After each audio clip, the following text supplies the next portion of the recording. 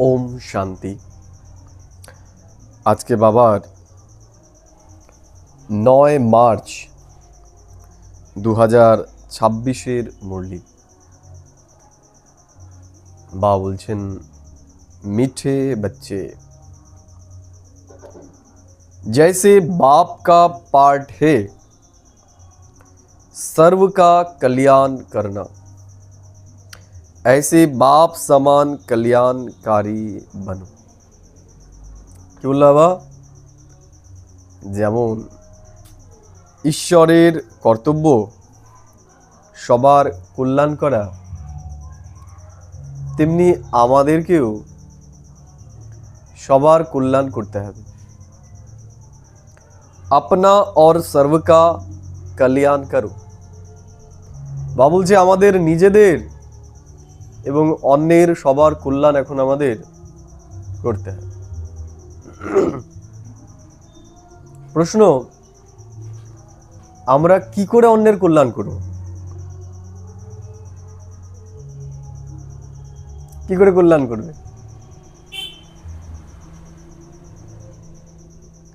কি করে করবে কাকু? বা বলছেন, जैसे बाप का पाठ है सर्व का कल्याण करना, ऐसे बाप समान कल्याणकारी बनो, अपना और सर्व का कल्याण करो। বাবার মতো আমাদের কল্যাণকারী হতে হবে, আমাদের নিজেদের এবং অন্যের কল্যাণ করতে হবে। দায়িত্ব দিয়েছে তো দায়িত্ব করতে হবে কি করতে হবে না? কারণ ঈশ্বরের দায়িত্ব আমাদের দেওয়া। ঈশ্বর আমাদের আদেশ করছে যে আমি যেমন কল্যাণ করছি সবার, তোমাদেরও করতে হবে। কিন্তু প্রশ্ন যে ঈশ্বর কিভাবে কল্যাণ করে, আর আমরাই বা কল্যাণটা করব কি করে, কি দিয়ে করব? বাবা টাকা দেয়নি, এমন যদি হতো যে 100-200 কোটি টাকার মালিক, তাহলে না একটা দুটো হাসপাতাল খুলে দিতাম, কটা স্কুল খুলে দিতাম, কটা অনাথ আশ্রম খুলে দিতাম, বিশ্বের কল্যাণ হতো, তাই তো নাকি? তাই সেগুলো তো কিছুই দেয়নি। নিজের চলার অবস্থায় খারাপ, নিজেরটাই চলে না, তাহলে কল্যাণ করবো কিভাবে? বাবাদের তো আমাদেরকে না বলে হয়ে যাচ্ছে, আড়াল হয়ে যাচ্ছে। ভালো করে একটু, আরে বাবা তোমার অসুবিধা হচ্ছে না, আমার তো অসুবিধা হচ্ছে দেখতে। তাহলে বাবার আমাদের করে বলা ভুল, উচিত হচ্ছে না। উনি যথেষ্ট ব্যক্তি সম্পর্কে জ্ঞান নেই তার। ভিখারিকে যদি গিয়ে বলে তুমি দান করো, ও দান করবে কিভাবে? ঈশ্বরের মধ্যে বিচক্ষণতা নেই তার মানে? হিসাবে তো বলা উচিত ছিল টাটা, আম্বানি, এই সমস্ত ধনী ব্যক্তিদের বলা উচিত ছিল যে আমি তোমাদেরকে আদেশ করছি যে তোমরা এখন এই দুনিয়ার মানুষের কল্যাণ করো। চাই তো নাকি? আমাদের মতো যারা ভিখারি তাদেরকে বাবা বলছে কল্যাণ করো, কি করে করবো? তার মানে ঈশ্বর বিচক্ষণ নয় তো, সে জানে না তো কার কাছে গিয়ে কি করতে হবে,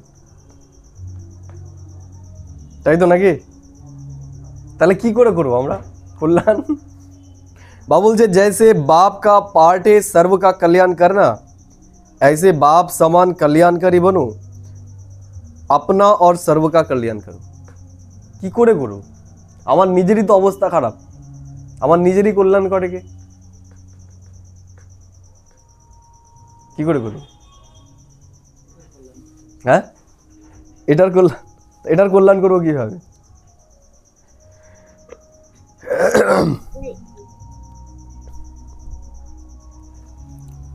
একটা জিনিস দেখাই, প্র্যাকটিক্যাল।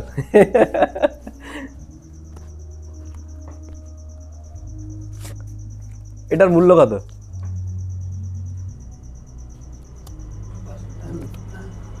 কত? 500 টাকা। কে এটার ভ্যালুয়েশন করেছে? সরকার। তা ঈশ্বর তো বলে দিয়েছে, ঈশ্বর তো সরকার, গডলি। বাবা বলেছে না, সে হচ্ছে গডলি গভর্নমেন্ট, সেও তো কিছুর কথা বলে দিয়েছে যে এটার থেকে এটা বেশি মূল্যবান। তাহলে সেটা আমরা মানতে পারছি না কেন? দেখো, এটার মধ্যে আর একটা কাগজের টুকরোর মধ্যে পার্থক্য কোথায়?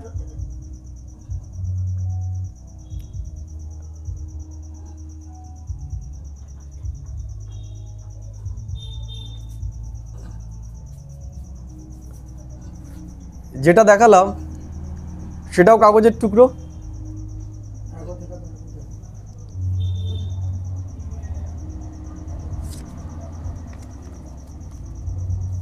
কাগজের টুকরোই তো।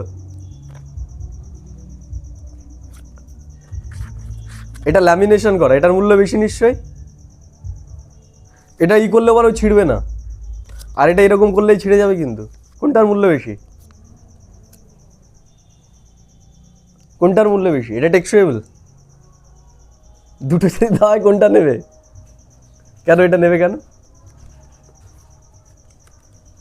এটা তো টেকসইবল বেশি, হিসাবে তো এটার দাম বেশি হওয়া উচিত।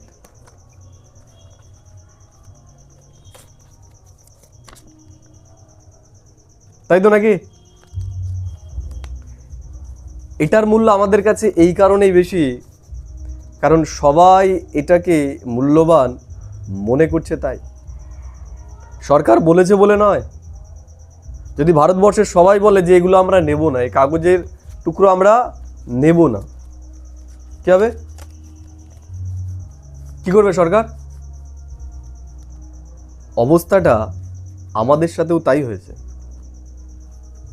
ঈশ্বরীয় গভর্নমেন্ট ডিক্লেয়ার করে দিয়েছে মূল্যবান জিনিসটা কি সব থেকে, কিন্তু এই দুনিয়ার মানুষ সেটাকে স্বীকার করেনি বলে আমরাও সেটাকে স্বীকার করতে পারছি না।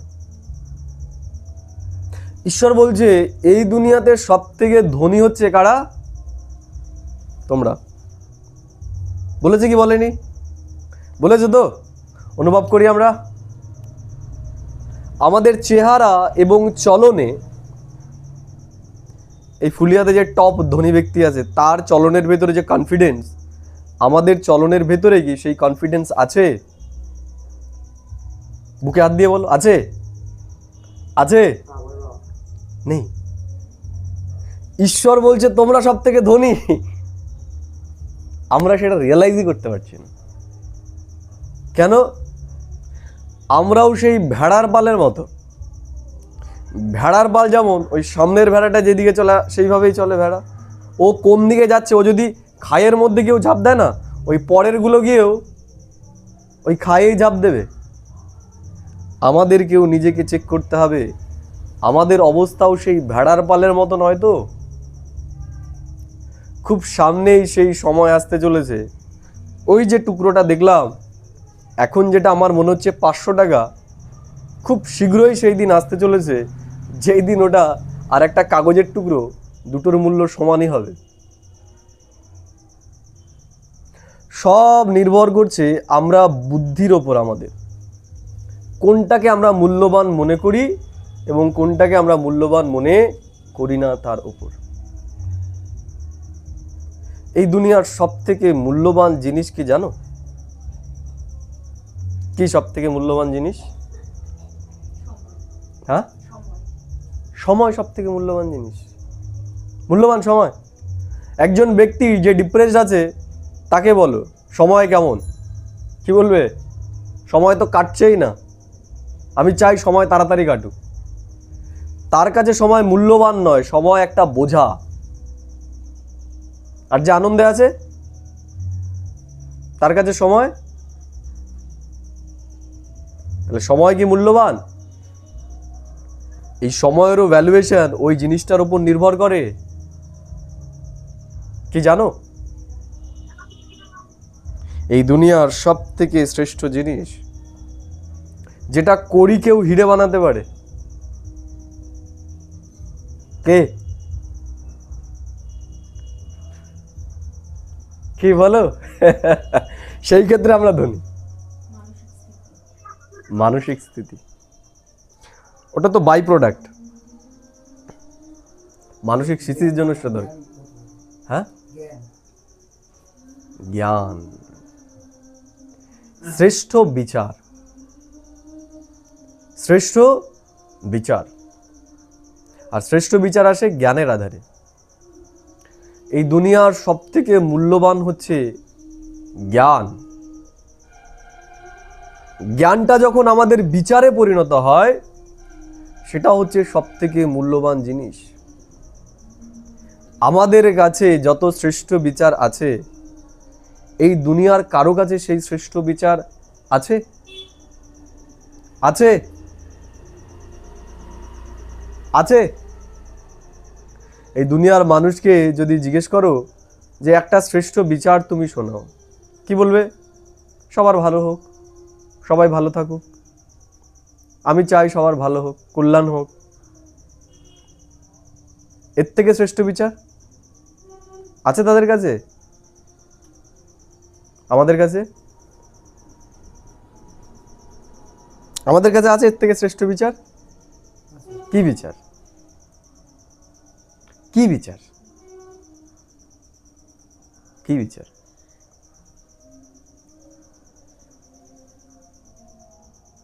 অন্তিম সময় কি হতে চলেছে জানো? অন্তিম সময় কি হবে?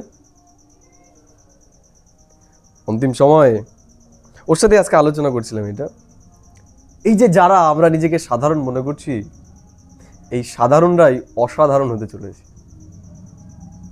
আমরা যারা এখন ডিপ্রেসড হয়ে যাচ্ছি যে আমার দ্বারা কিছুই হবে না জীবনে, আমি কিছুই না, তারা নিজেকে অনেক মূল্যবান অনুভব করতে চলেছে। সামনেই সেই সময় আসতে চলেছে। ব্রহ্মা বাবা অব্যক্ত হওয়ার পর প্রথম যে শিক্ষাটা দিয়েছিল বা প্রথম যে সাক্ষাৎকারটা করিয়েছিল, সেটা কি কেউ জানো? জানো কেউ? বাবা অব্যক্ত হওয়ার পর প্রথম কি সাক্ষাৎকার করিয়েছিল বা প্রথম কি জ্ঞান দিয়েছিল আমাদের? 1969 18ই জানুয়ারি প্রথম কি সাক্ষাৎকার করিয়েছিল জানো? বলছি সাক্ষাৎকারটা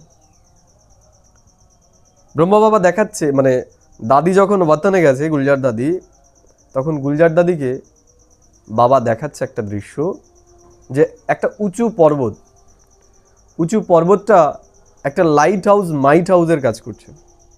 সেই পর্বতের নিচে পাণ্ডব সেনা আর শক্তি সেনারা বসে রয়েছে।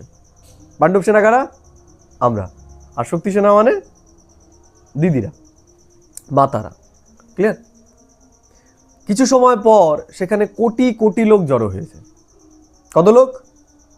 কোটি কোটি লোক জড়ো হয়েছে।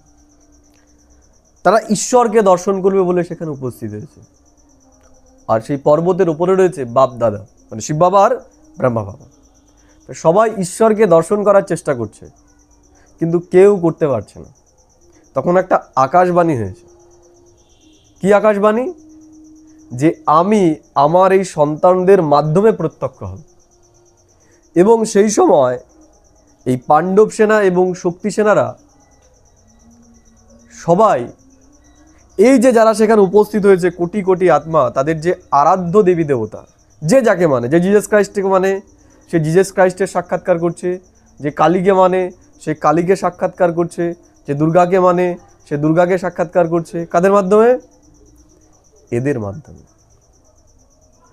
এবং কিছু সময় পর এরা এতটাই আপ্লুত হয়ে গেছে, তাদের বাহ্যিক জ্ঞান সমস্ত কিছু লুপ্ত হয়ে গেছে, মানে যারা সেখানে উপস্থিত হয়েছে। এবং তারা যখন তাদেরকে ছুতে যায় তখন তারা অগ্নির গোলায় পরিণত হয়। অন্তিম সময়ও ঠিক এই জিনিসটাই হতে চলেছে। আমরা আর এই সাধারণ রূপে দুনিয়ার মানুষ আমাদেরকে সাক্ষাৎ করবে না। দুনিয়ার মানুষ তাদের আরাধ্য রূপে আমাদের সাক্ষাৎ করবে। বোঝা গেল? কিন্তু বিষয় হচ্ছে, আমরা কি সময়ের আগে নিজেকে সেই স্বরূপে অনুভব করছি, সেই স্বরূপে দেখতে পারছি? এই দুনিয়ার উদ্ধার, দুনিয়ার প্রকৃত কল্যাণ ঈশ্বরীয় জ্ঞানের আধারেই হতে চলেছে। আর সেই জ্ঞান কাদের কাছে আছে? কাদের কাছে? আমাদের কাছে আছে। এই দুনিয়ার কারো কাছে এই জ্ঞান নেই।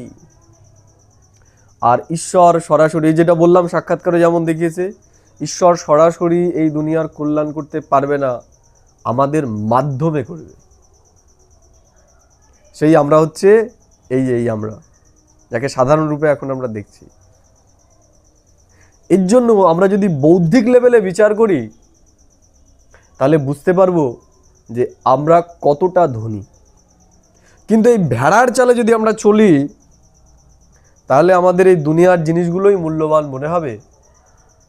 এবং দুনিয়ার মানুষ যে কর্তব্যগুলো করছে, কেউ একটা হসপিটাল খুলে দিচ্ছে, কেউ অনাথদের টাকা পয়সা দিচ্ছে, কেউ খাবারের ব্যবস্থা করেছে, সেগুলোকে আমাদের মনে হবে যে আমরা আর কি করছি, আমরা তো বিশেষ কিছু করছি না, আমাদের থেকে ভালো কাজ এরা করছে। এটা প্রকৃত কল্যাণ নয়। প্রকৃত কল্যাণ, আলটিমেট কল্যাণ হতে চলেছে এই ঈশ্বরীয় জ্ঞানের আধারে।